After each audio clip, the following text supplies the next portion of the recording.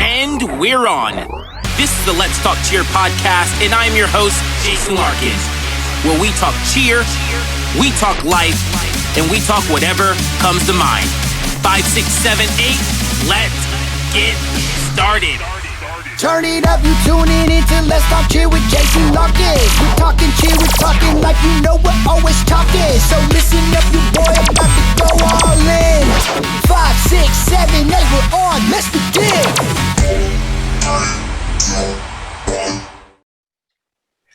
This is episode number 38. Not sure if there's going to be a 39, but thank you for joining. And back with us again, as always, is our resident cheer mom. Don't be less when you can be more. Be more. Brittany Moore. What is going on? What is happening? Normal cheer mom, wife, housewife life. How about yourself? How's everything going? Into the thick of it. Here we go. 3 back-to-back competitions. So the season is among us. But now we have a 2-week break. So now we got to start all over. You know, it's like getting off the merry-go-round, letting it come to a complete stop, and then, you know, trying to push it again. So, but yeah, we're here, ready to go. Before we get into any of the, before we actually start talking about some cheerleading, we got to do this because I forgot last week until like middle of the episode. But guys, there is the $100 giveaway. We are giving away $100 at the end of the month for you guys to, all you have to do to enter.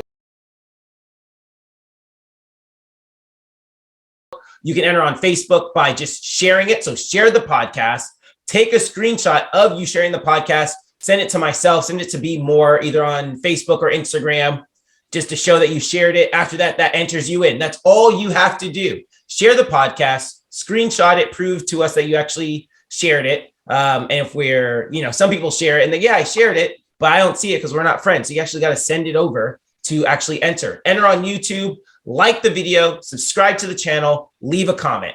Like, subscribe, leave a comment. You're automatically entered. You can enter twice if you want. Enter on Facebook, enter on YouTube, win $100. Someone's going to win. Now I'll tell you this, Be More. Because we record the episodes in advance and, you know, they like release, one release is the same day we record. So anyway, as of today, 2 people have entered. 2. So you have a 50% shot, right? If you decide to enter right now, you have a 1 of 3 chance of winning $100. Someone's going to win this. It might as well be you. So, you know, share the podcast. Let's go. But let's get into it. So we got tons of stuff to talk about. But we have some, because we usually do what? The quote of the week, the question of the week, and a couple other things. But I want to change it up and do a couple of new segments today. So unless you want to start off with something, you know, I got a new segment I want to test out today. No, I'm good. I'm excited to hear what this new segment is. So let's get after it. There we go. All right. So this new segment, I don't know what we're going to call it yet. So feel free. You can help me out with the name, or someone in the comments. You can leave a comment. That's how you can enter.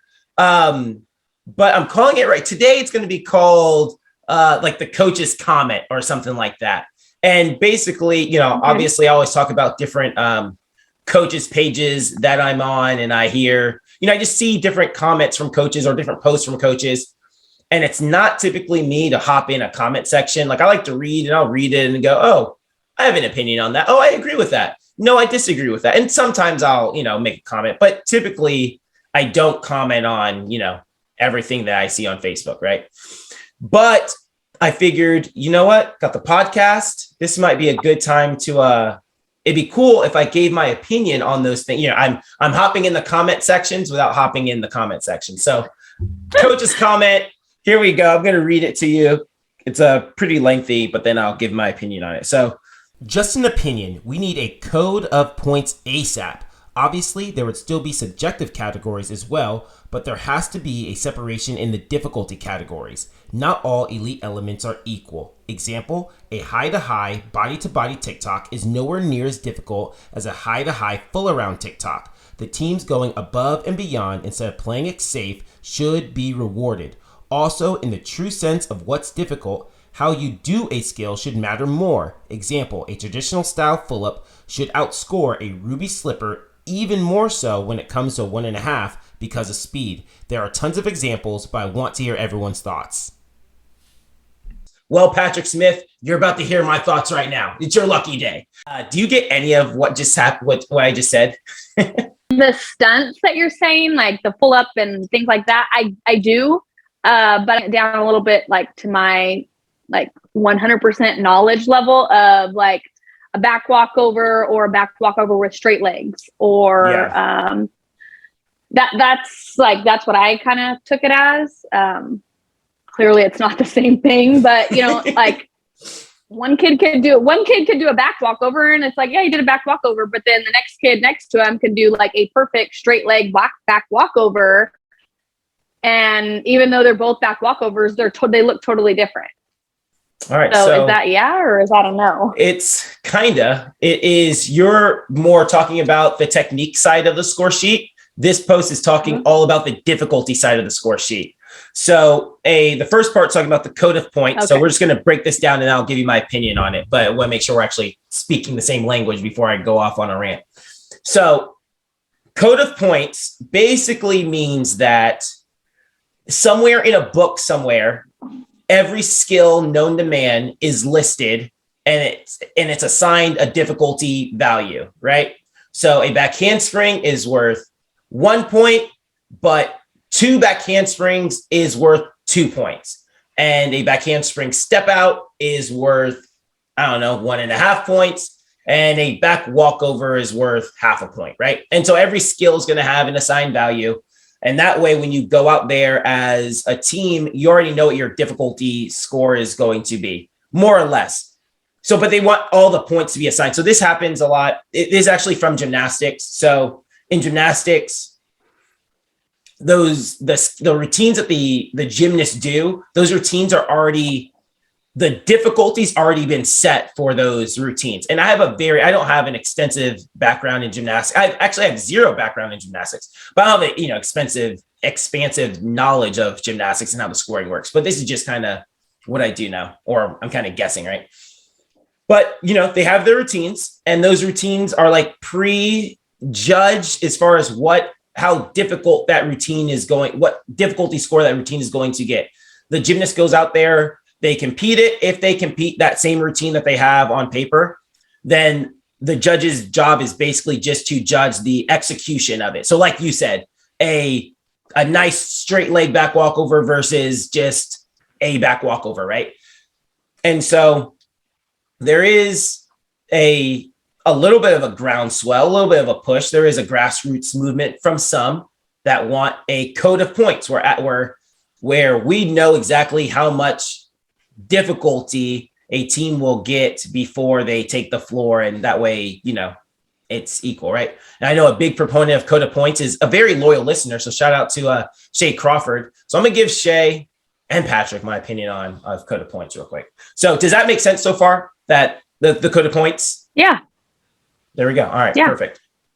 So then he talked about, at the end of it, he talked about, mostly he's talking about stunting, but that different grips should be rewarded more points versus other grips. So this one thing, and you see it mostly once you get to level 3 and above. You really don't see it in level 1, I guess. And I guess you see it a little bit in level 2.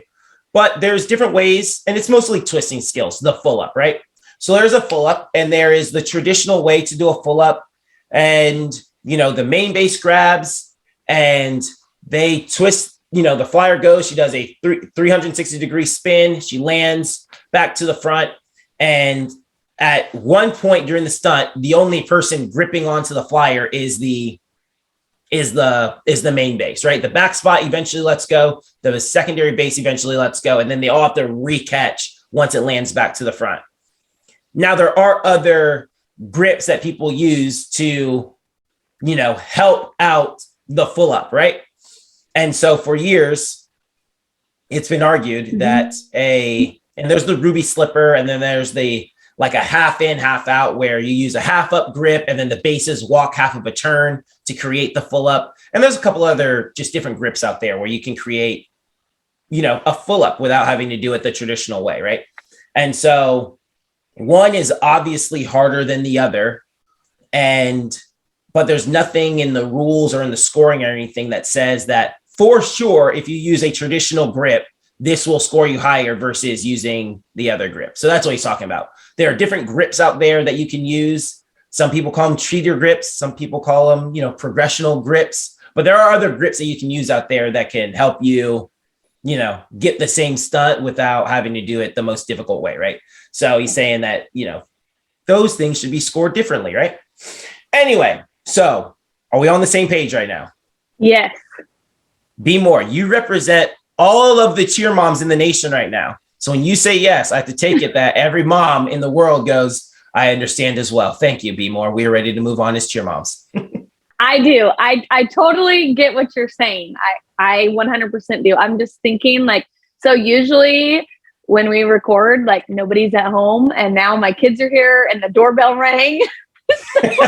So anyways, I totally understand what you're saying. And it actually makes more sense when you explained it, because from watching other people's routines, whether it be our gym's routines or, at competitions, I have seen I'm like, gosh, why do they do it like their hands? Why are their hands like that, or things like that? Mm-hmm. But it does make sense to me.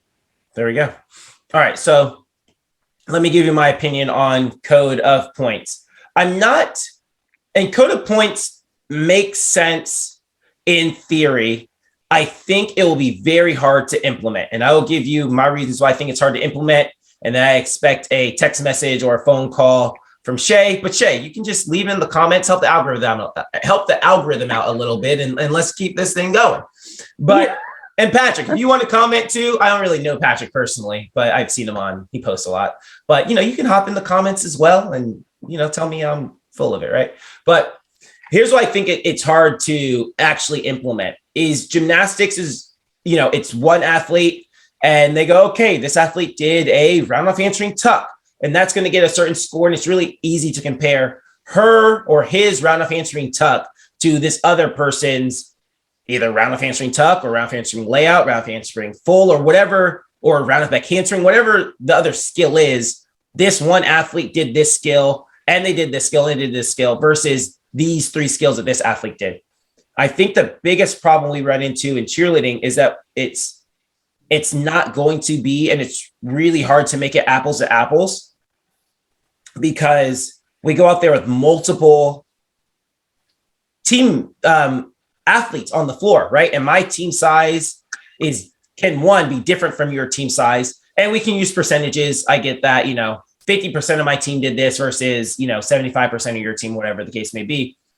But I think it's really hard to compare when we get down to, especially in tumbling, and this example I used before, but if I have a team of, I have a level 4 team and we throw 9 whip through to tucks versus another team that throws 5 whip punch tucks. Now, whip punch tuck, I know I might be speaking Latin to you right now, B, but a whip punch tuck is universally regarded. No one would argue that a whip punch tuck is less difficult than a whip through the tuck. So round off, whip, which whip, right? Basically back handspring, no hand, or with back handspring without hands.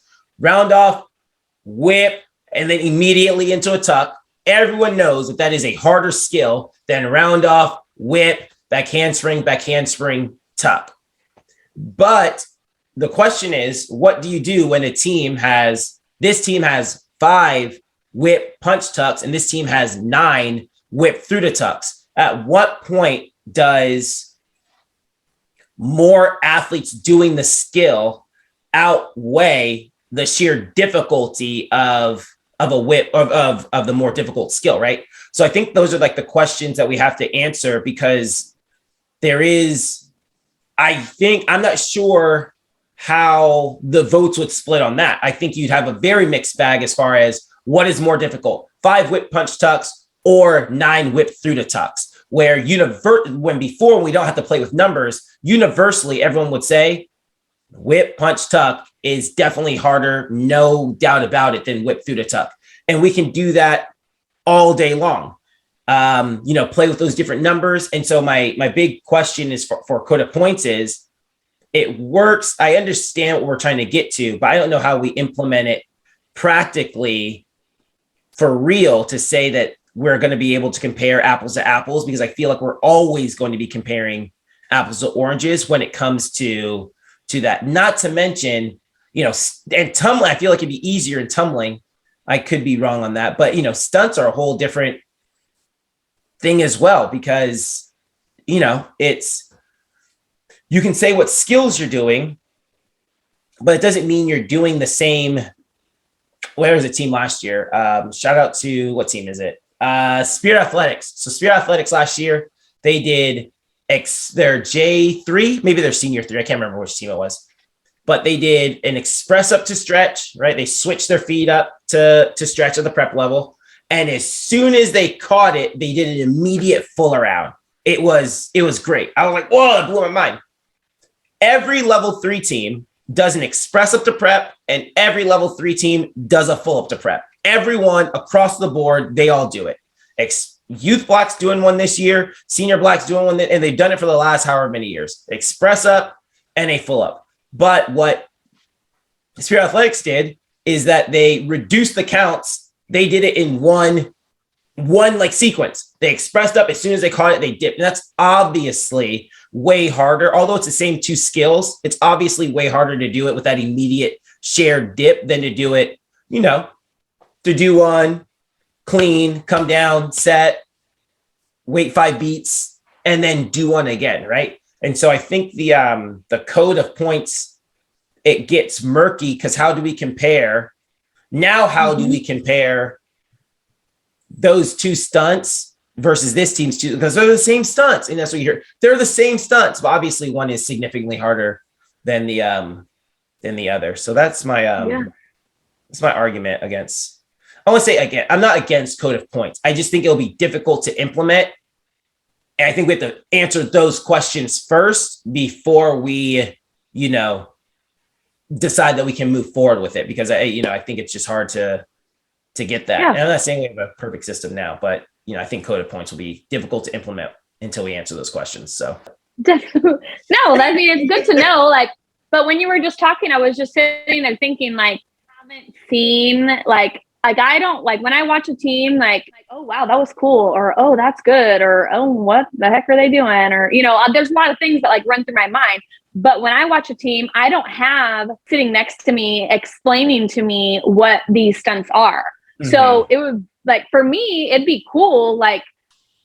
It'd be cool to understand that. It'd be cool to go to a competition and then watch a couple teams and have you standing next to me explaining to me, hey, this is what this is. This is what this is.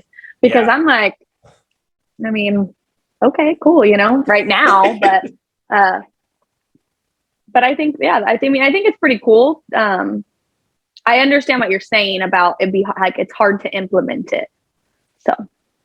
So we'll see. All right, Shay, I'm ready for you, Shay. I know he's going to call me. He's going to call me. He's not even going to finish the podcast. He's going to call me as soon as the segment's done. Oh, there's my phone right now. Tons of love. So he always gives us tons of love. Yeah. So definitely thank you to Shay. Yeah, shout out to Shay. So next part of Patrick's question, he talked about different grips, harder grip, traditional grips should be rewarded with more difficulty. Here's what I'll say about that. I 100% agree, unless it's my team using the other grip. Yeah, for real. If it's my team using the other grip, it better score the same. But if it's, other than that, if I'm using traditional grips, I better outscore everybody. But that's what I've seen. I have seen that. Based on my experience, I have seen that speed, where we talked about speed and pace earlier, right? They only did it in 2 beats, right? They caught, dipped, immediately did it, right? What I have seen is that does, and we typically use traditional grips in everything that we do. The only team that doesn't typically use a traditional grip is Youth 3, and it's because they're 10 years old, and those grips are harder, right? But other than that, our teams pretty much use traditional grips, and we usually have pretty good stunt scores in everything that we do. So yeah, another thing I didn't bring this up about code of points is we do need more, because what coaches get frustrated with, and I see this all the time, since I've been at American, we've always had 2 level 3 teams in the gym. And it's either been senior 3 and junior 3 or senior 3 and youth 3. And every year, both of those teams will do the same standing tumbling section, right? And for the last couple of years, it's been standing back handspring, standing handspring, toe touch, handspring, and standing 2 back handsprings, right? Those have been the 2 sections both teams have used for the last couple of years. And I see this happen more often than it should happen, is that they do the same exact pass and one team will outscore the other in standing tumbling. And it makes absolute zero sense that one team that I coach and the other team that I coach go to the same competition and will be on the same judging panel, right? Because I can tell the way they do warm-ups, right? I can tell we're on the same judging panel. Mm-hmm. That one team scores higher than the other, right? Look, there's zero reason for it other than inconsistency. Like, I don't know why else how they would score different over these years, right? And so that obviously frustrates judges, especially when it's one thing when it's the other team in the gym and those 2 teams don't have to compete against each other. But when it's another team in your division and you lost by 1/10 or 2/10, and you did the same exact thing, right? That could be very frustrating, or is very frustrating to a coach that goes, we literally just did the same thing. Why did they score 1/10 higher or 2/10 higher when we literally did the same exact thing? So coaches definitely want to get rid of that inconsistency in scoring. So anyway, new segment, coach's comment. If you have a name for this segment, someone put in the comments, B, if you have a name for this segment, coach's comment, I don't know. So anyway, I hope you liked it. I'll think of something. It was good. Thanks, B. All right, well, what you got? What you got for me? Well, we just finished American Grand. Well, we did the cheer match, I believe it was. And to be honest with you, it was just another dress rehearsal for me because all I did was get the girls, bow to toe ready and then dropped them off and then picked them up when they were done. So maybe you can, explain a little bit how that went. How did everything go with that one? Yeah.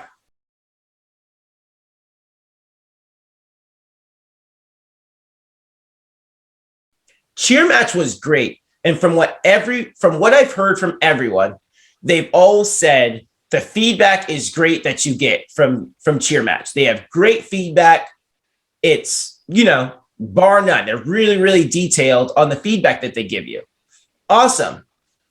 So I figured we go at the beginning of the season. I saw how last year that virtual competitions kind of kicked us in the gear. It was kind of like a kick in the pants because obviously we were way behind last year with dealing with COVID and starting late and all those things. So I saw the virtual competitions gave us a kick in the pants to go like, hey guys, it's time to get ready. The season is now among us. So I figured a virtual competition would do that again. Plus, if we can get in some really good feedback at the beginning of the season, that will help us set up for the rest of the season. So exactly that. I felt like teams were significantly stronger. And it was only a couple days after Bakel Battle. I mean, literally 2 days after Bakel Battle, and we had to do the cheer match. So I felt like teams were significantly better after or during the week for cheer match. And we just got the score sheets back yesterday and great feedback for all the teams, like really good stuff. And this is an example, and I'll compare this to American Grand. We went to American Grand and Youth Black scored a 3.5 in pyramid, which is a 3.5 is the top of the mid-range and the bottom of the low range, right? They share that score, 3.5. So when you get 3.5, and a 3.5 is not good because you're trying to get the top of the top range. Yeah. And we got a 3.5 from Youth Black's pyramid. And I thought, but no other comments from American Grand. It just gave us a 3.5. And I went, and I had no clue. Are we at the top of the mid-range?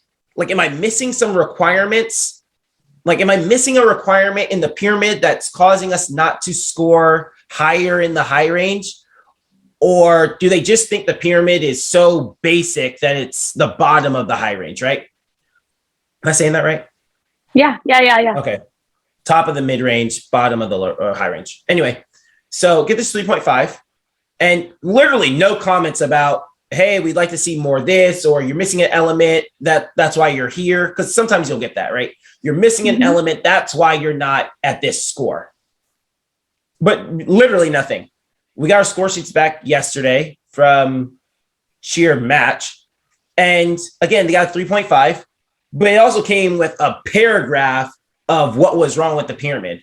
Gave me some really constructive things that made it, oh, okay, at least according to this judge, we are a 3.5 because of X, Y, and Z. We immediately know what we need to do as coaches to rectify the situation.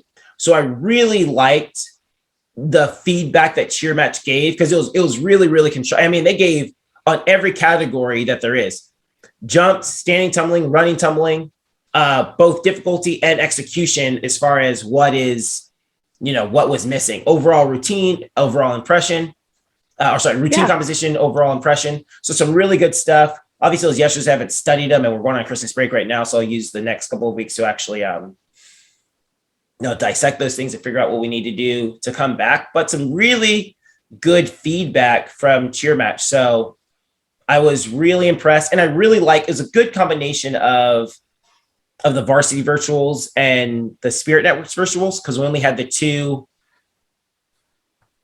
takes to do it. So they give you have to download their app, you select the team. So I select Junior White, and Junior White, here we go. All right, Junior White, here's your first run through. And, I hit the start button, and once it starts recording, it's recording. Junior White has 3 minutes to do their routine. They do their routine. Looks pretty good. All right. Then we get to do it again. Junior White, second routine. Hit that. They do it. Oh, that was even better. And we look at the two routines and decide, do we want routine number 1 or routine number 2? But we only get those 2 takes. With the varsity virtual, it was like we had the whole week. Yeah. And we'd do the 3 routines and go, I still think they can be better. All right, guys, see you guys on Thursday. And then they do it again. That wasn't perfect. Hey, guys, we're going to have practice on Sunday now, right? And then they go and all those things, right? So I like that we only had the 2. I really like they only had the 2. We let the kids know. And you can see it in the kids, like, hey, guys, that was a good routine. We're going to do one more. And they either hit or they didn't hit. And we keep it moving. So I really like that we didn't have to spend all day, because there's routines. As a coach, there are this is what virtuals taught me last year. There are live routines that we would take all day long. That was a great routine for today. In this moment, I'll take that routine. But with the virtual, it's like, man, they weren't perfect here. Even though you would take that routine every day of the week at a live event, it's like, oh, they weren't perfect. I know we've done that section better than that. Let's do it again and try to get a better one. And they're like, wasn't quite there. Let's do one more and try to get another one, And it was like this never ending cycle of trying to get that perfect take. And I know that it wore on the kids trying to do it that way. And, it is what it is, what we had to do last year as far as trying to make something work. But I really did like this, this setup, getting the 2 routines in and out. And, so I guess the production is coming on. It's probably, I can't remember when the show actually comes out next week sometime. So it might already aired by time this releases. So I'm not sure how the show has gone yet, but I mean, I guess I hear the show's pretty good too, but we'll see. TSN sells, in my opinion, so far, TSN has the best show for sure, like with the commentators and just everything that they do. So anyway, another dress rehearsal for you though. But I really like cheer match. I thought it was a really good, I think they have a really good thing going on there. And they do this other thing, scores only. So obviously we were competing this week against other teams in our division, but they do a pre-event and a post-event. So in the beginning of the season, you can send in your videos and they'll just give you scores. So you're not actually competing against anyone, but they'll still give you that really good feedback as you head into your season. And they're doing one at the end of the season for teams heading to, their end of season events, World Summit, All-Star Worlds, US Finals. I don't know. Whoever else. If you want me to mention your end of season event, please Venmo me at Jason Larkin. Yo, Venmo me. The pinnacle, right? And so if you want your thing mentioned, holla at your boy. Anyway, what else is going? So B, do you have I know you don't have you said you don't have a question of the week, but you said you had like a scenario that you wanted me to. Yeah, I do. Yeah, definitely. But okay, so American Grand. Let's talk about American Grand. Oh, you're saving the scenario. Is that the good stuff? Yeah. Save this for later. Okay. All right. Hold them off. Yeah. So American Grand, like Vegas, and it was pretty cool because my husband hasn't got to go to really any competition, so now he's like team cheer dad, like he's got to ride or die, got to go, and we get in like late when we were done at like 6:00, so we like get food and like hang out. I have never braided the twins' hair at night. I have always, every competition, doesn't matter if the call time is 6 a.m. or 6:30, always braided it in the morning. It saved me so much time. I braided their hair at night. So that was so nice. I'm like, whoo, why haven't I done this before? Yeah. Follow Brittany for more cheer mom hacks. Girl, I'm telling you. And there's so many cheer moms that had done it way before me. And I'm just like, I'm the mom that wants my kids to look perfect because I'm like, dude, we are spending all this money and all this time out of town, uniforms, anything you could think of. You better be looking good on that stage because I'm not having my kids show up looking rugged. That ain't happening. It's not. So that was pretty cool. But I was pretty happy with the competition. I feel like they ran it pretty well, like, staging us and everything like that. I think if I really wanted to, I could have watched the other teams, or I could have watched like our competition or something like that, but I didn't. I will say one thing that bugged me, which I've said this before, athletes or parents looking at the scores and telling other athletes. So, we did our thing on Saturday. I mean, there was a little fumble and it because it was my kid that had a little fumble. Then we did our own little thing on Saturday. Like we went to Cowboy Christmas. That was at the NFR was in town in Vegas. So that was pretty cool. And then we just kind of like chilled the rest of the night. Well, as we're like winding down, laying in bed, one of the twins was like, I can't remember exactly what she said, but basically like something about the scoring. And I'm like, how do you know that? And she said, oh, so-and-so told me. And I'm like, well, so-and-so needs to get off their dang phone. And she just kind of like looked at me and I'm like, you don't need to worry about that. Like, you don't need to think about it. Like, that's none of your business. Like, you need to concentrate on going out tomorrow and hitting your routine. Like, that's all you need to worry about. So PSA for parents, like, keep that to yourself. Like, that is just so much more added pressure, I feel like, on the athletes.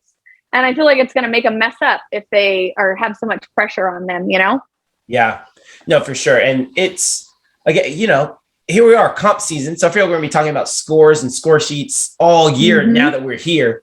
But yeah, it's those real things.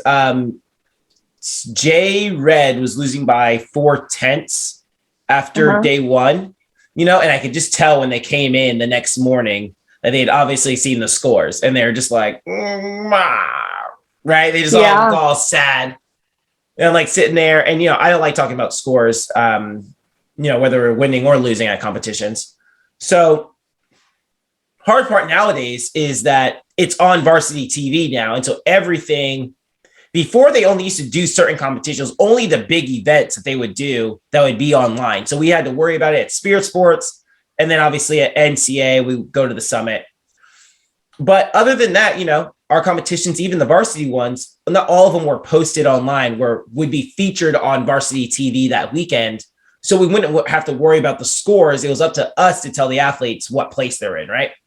Yeah. Now with everything on varsity TV because of COVID, all the results are online for everyone to see. And so we have to deal with managing the athlete. And I saw them come in and I was like, I think they've seen the scores, right? And it's only 4/10. It's not that big of a deal.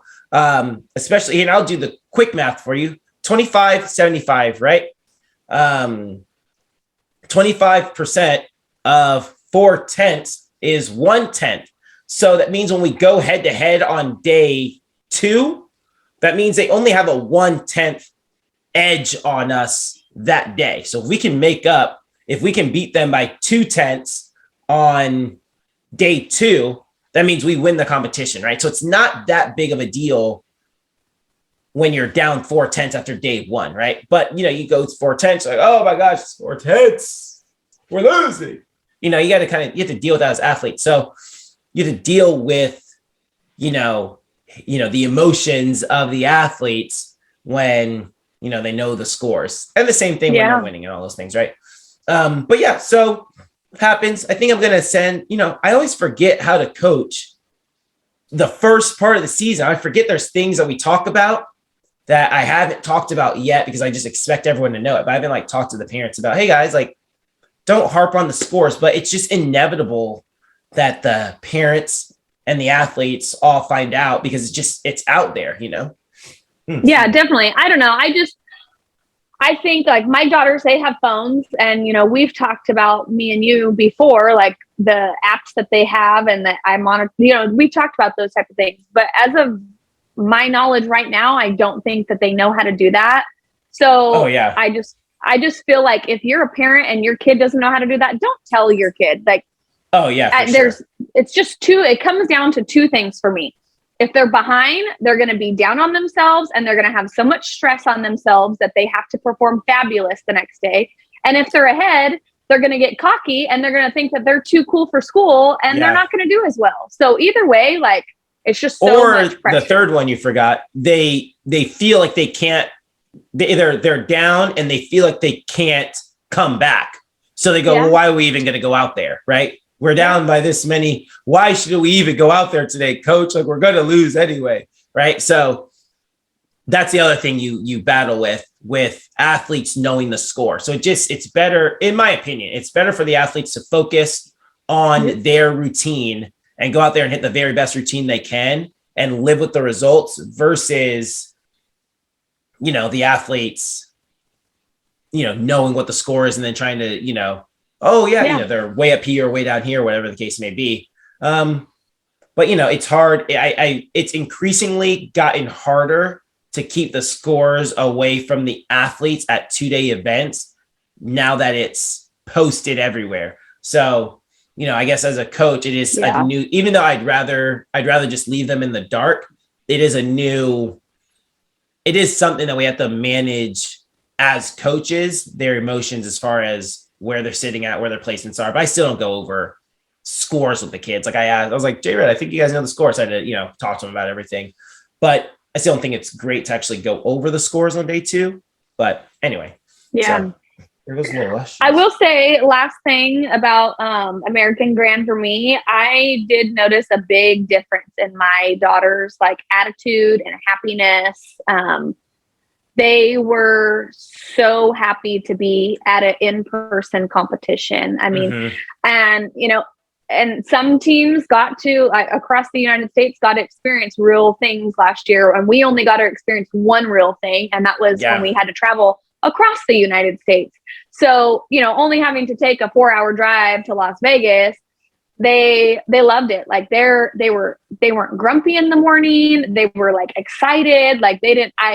Their just total demeanor. And after they got off the floor, I was like, okay, how do you feel? And they're like, great. It was so much fun. And just their excitement on their face, I loved that because I feel like between last year with all virtual and then, the long summer that we have and perfecting everything until we get to comp season, I feel like that was a very long time for them to not go to in person, So I feel like their emotions were just cheer. They weren't as excited as they usually are. So now having this in-person competition was it brought them back to life, Yeah. So that was pretty cool to experience that. There we go. I love hearing that. I'm glad that you enjoyed it. I thought American Grand was cool. American Grand back in the day, it used to be a great competition pre-COVID. And I had a good time. I wasn't as thrilled with American Grand this year. I haven't been, we haven't been since we've been at American. Last time we went was back when we were at PCM. And so I was disappointed that the floor, that the floor wasn't on a stage. I was like, really, guys, like on the floor, like, come on. I can go on. I don't want to go on about the disappointment I had with American Grand. So I'm glad that you had a good time.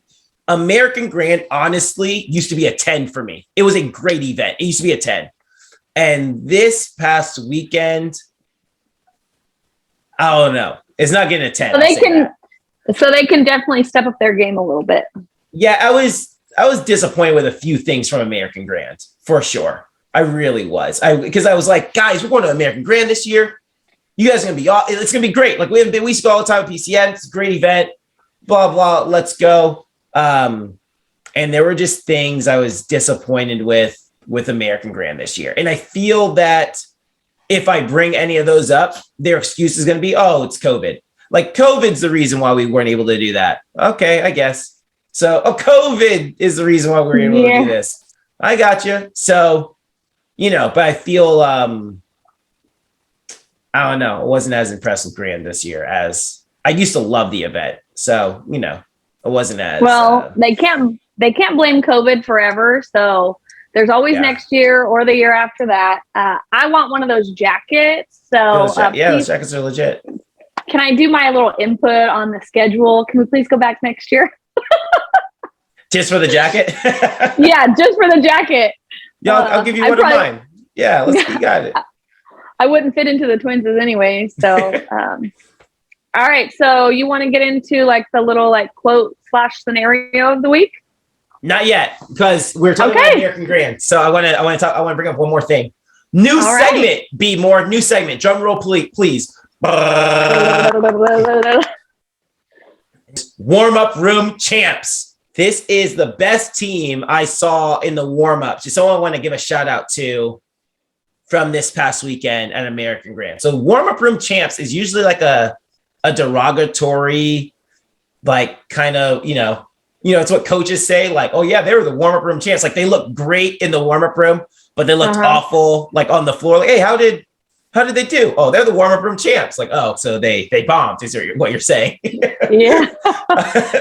We had everyone shook in the warm-up room. I believe that. So, but this team, I didn't actually see them go and compete, but I did see them in the warm-up room. So our warm-up room champs, this goes to the small co-ed team from MAC All-Stars. From Max, they were legit small co-ed level 6 team. And I saw this stunt during the summer. They do a kid does a front walkover onto like the flyer does a front walkover onto the base, and then the base does a front walkover with the kid on their shoulders. I'm not sure if it's the base or the flyer who does the front walkover first, but a kid does a front walkover into another kid. That kid then does another front walkover, and then they end up in like a stunt at the prep level, and then they pull it up, and it is. I saw it during the summer and went, that's a really cool stunt. I saw it in person in the warm-up room. I was like, stop the competition now. Give those guys the trophy. It was big. You got to see this stunt. So you got to see this stunt. Max, small co-ed. Yeah, small. I think they're small co-ed 6. I could be wrong about everything I just said, but they were phenomenal. Saw them in the warm-up room. They're great. So shout out to Max. I might even be saying their name right. Is it Max? Max? I don't know. Anyway, they look great. I'm telling you. They know who they are. They know who they are because they looked legit. I was thoroughly impressed when I saw that stunt. So I have no idea how they did out there on the comp floor, but in the warm-up room, they look good. So I figure I might do this every so often. We get out to competitions, see a team in the warm-up room, give them a shout out. Maybe we'll do a team. Maybe I'll actually catch a team actually perform and shout out a team that actually saw that thought looked legit. But they were A1. Yeah. So anyway, that's about American Grand. Okay, go ahead, B. I'm ready for your scenario. Okay. So what would you say to a parent whose child has been on a certain level for 3+ years that doesn't want to cheer if she doesn't level up next year? It depends on who the kid is, who the parent is, what level there is, right? It really depends on what level they're on. Like those things matter because if you start cheer at 5 years old, you're going to be on the tiny one team for 2 years. And then you're going to be on the mini one team for another 3 years, right? And so you've already been on level one for 5 years now. You know, and were you taking cheer that seriously at 5 or 6? Were you taking classes at 5 or 6? So, you know, those things matter. So, you know, you hear parents go, she's been on level one since she was for 7 years now, right? Yeah. She's also been cheering since she was 3. Was she really in level one? Like, was she really cheering at 3 years old? You know? So it depends on like what these, so I understand the question, but it's not a black and white answer as far as, you know, she's been on this level for this many years. The other thing is it might not necessarily be her. Now I'm assuming it's her, like she doesn't have those particular skills, but it might not be her. It might be her age group and teammates. There might not be another team to put her on. She might be the only one of her friends with a certain, she might be the only kid in her age group with a certain skill. So it doesn't necessarily mean that does she even have a team to go to? Yeah. Does she have teammates with those same like skills? Now I'm not assuming that is the question, but it is a scenario. So I say all that to say, it really does matter who that particular athlete is. Were they in level, you know, were they at another gym before? And so they're counting some of those other years as like, Sheila brought up a kid yesterday. Sheila, for everyone who doesn't know, is our administrative assistant. So she does everything. Just catch all. She just does everything we need. And she goes, yeah, this kid is ready to come back to the gym. And I go, yeah, it's good. Love to have him back. I asked her mom what tumbling she can do now. She says, oh, she's working on her back handspring. She said she was working on layouts when she was with us. And I'm like, I've never seen that kid throw anything near a back handspring, let alone a layout. Like, what are we talking about right now? So a layout? Did we just jump from, she was on one of our prep teams. Like she went from our prep team to she was throwing layouts just in one of our, anyway. So kids at other gyms, you know, they go from one gym to another gym and you go, you know what? They might've had you on that team, but I don't know if that was your level appropriate team, you know? So, you know, I don't know what these other gyms are teaching kids, you know, and I don't know. I got to see kids with my own eyes to critique them and be like, oh yeah, well, I know that you were a level 6 world's kid at that gym, but unfortunately, you're a level 2 at American. Yeah. You don't have a cartwheel, kid. Like, you know, so, you know, that happens all the time. Man, you can't trust parent emails. I'm telling you, every email you get that it's another kid, you know, the parent easily bumps their kid up a level. At least one level, a parent bumps their kid up. Most of the time, it's like 2 levels. Like, oh, she's working on these skills. Like, oh, really? Oh, yeah. And then, you know, you see them and you get all, I get excited. I get duped every time. I get all excited. I'm like, man, we got this kid coming in. She's working this, and this. And she comes in and you're like, well, she's not working that, or that. She's working on that. So I get duped every time. I still get excited, but, you know, because every so often there's a kid who's, you know, they're telling the truth and you're like, oh, okay. But, you know, every parent email you get from another kid coming from another gym, you know, they're working X, Y, and Z. You know, well, we might be speaking different. You're going to have to text me when you get those. You're going to have to text me when you get those ones, because then I can bring you back down to reality. Yeah, I'm telling you, dude, it happens every time. And, oh, she's working this. Working? Okay. All right. Yeah. Well, Anyway, I know as a mom, I don't know if you can relate, but as a mom, truly this season I have felt like this season has already been so long, and I'm like, gosh, we're not just now getting into competition season, but I feel like I'm still playing catch up from last weekend. Like, I mean, I don't work anymore, so I'm home all day, and I feel like I didn't get very much accomplished this week with my house. Yeah. And because I'm my excuse is, well, we were gone last weekend, but I don't do like the housework and things like that on the weekend. So I'm like, oh my gosh. So now that comp season has like started, I'm like, it's not very long until we have another competition. Yeah. So true. About a month from now, we're at GSSA. And that's when we're really off to GSSA, Spirit Sports. Then we're off to the races. So, yeah, I don't know. And that whole thing is just not weird. It's just hard to, one, on the scenario, it really is hard to say this kid should be here because a ton of things go into that. How athletic are they? How brave are they? How many extra classes are they taking? So, those things make a difference. If you're unathletic and, kind of timid, right? You don't believe in yourself. You have low self-confidence, you're unathletic, and you don't take any extra classes, you're probably going to be on the same level for a very long time. But if you're super athletic and you're very brave and you take a ton of extra classes and private lessons, all those things, you're likely you're going to get classes a lot quicker. Not to mention the coach, scenario as far as, how experienced is your coach? How much does your coach push you?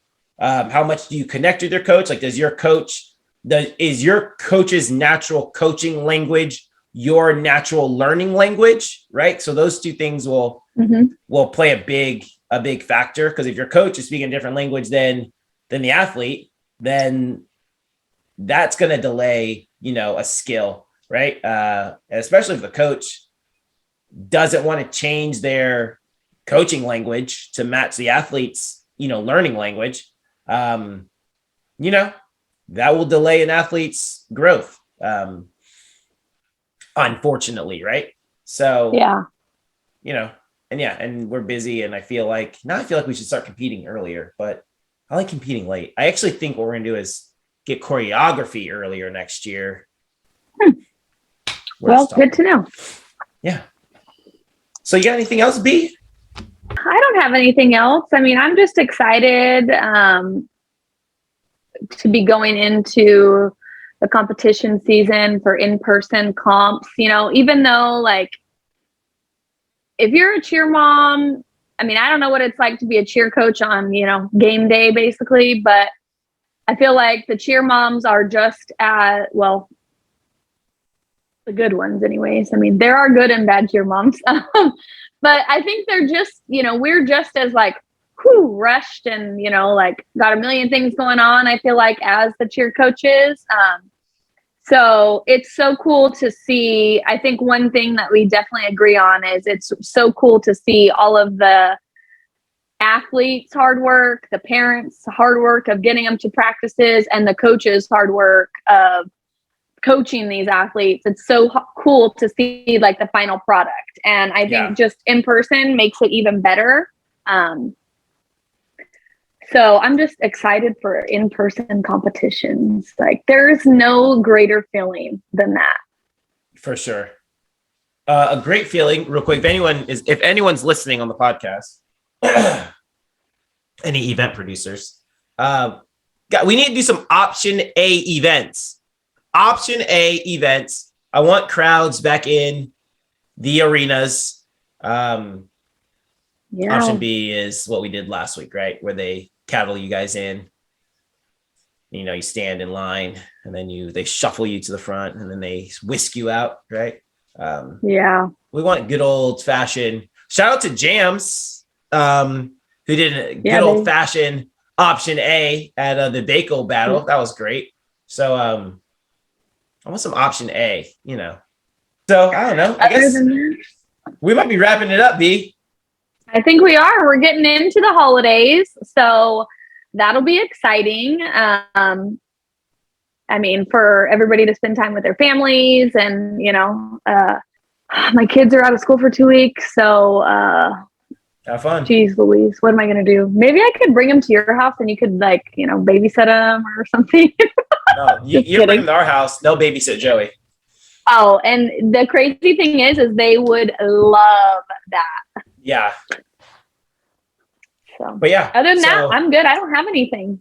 Boom. I think we're going to talk about score sheet next week. There's been a lot of talk about the score sheet. And so we had we talked about the score sheet a little bit, but I feel like next week we're going to talk about the score sheet. And I really like that coach's comment section. Yeah. We just need a better name for it. We get a better name for it. It's going to be off to the races. But anyway, I guess we're done. We just wrap it up when we feel like, I guess we're done talking now. So, but B, we do best, right? That's what we do. We keep it real. Like, comment, share, subscribe. Only 2 people have entered. One's gonna win. You could be the winner. So you know what to do. Guess we have nothing else. B 5 6 7 8. We're out. We're out.